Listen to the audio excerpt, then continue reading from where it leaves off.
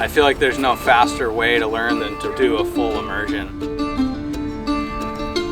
This is my highest elevation yet.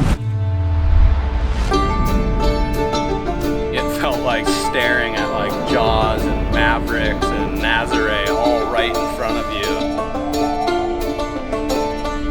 You have to be intently focused on every motion you make.